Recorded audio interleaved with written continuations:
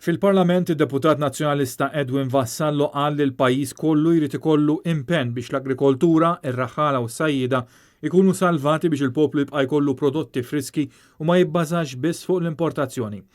Meta kien jitkellem fid-dibattitu dwar il-Ministeru għall-Agrikoltura u s-Sajd u d-drittijiet tal-annimali, Edwin Vassallo semma l-importanza li jkollna agrikoltura f'dawn il-mumenti ta' pandemija.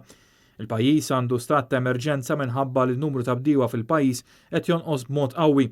L-agrikoltura għandha ssir priorità biex il-pajjiż ma jispiċċax mingħajr bdiewa full-time. Il-politiċi għandhom jiggarantixxu l-importazzjoni tibqa', imma jrid ikun hemm impenn biex l-importazzjoni ma tissostitwix l-ikel frisk. Id-Deputat Nazzjonalista kompla li l-Gvern għandu jispjega x'impenn hemm biex l-agrikoltura kollha tgawdi mill-politika komuni tal-Unjoni Ewropea. Dwar l-industrija tal-produzzjoni tal-ħalib, id-Deputat Nazzjonalista qal li l-arroganza qiegħda tweġġa lin-nies. Deputat Nazzjonalista Mario Gallia min-naħa tiegħu tkellem dwar il-bżonn ta' miżuri fil-konfront ta' min jabbuża mill-annimali, azzjonijiet li jkunu qiebsa u effettivi. Fl-istess dibattitu parlamentari, Mario Gallia qal il-moħqrija tal-annimali m'għandix tkun aċċettata u sostna li hawn nies bla kuxjenza li jużaw l-annimali għal flus.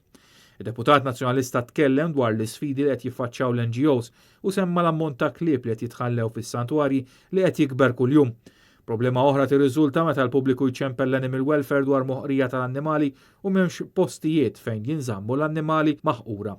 Mario Gallia sellem lid-direttur tal-Animal Welfare Noel Montebello għal ħidma li qed iwettaq kif ukoll il-Maġistrati Joe Mifsud u Rachel Montebello għal żewġ sentenzi tajba li taw fuq moħqrija tal-annimali.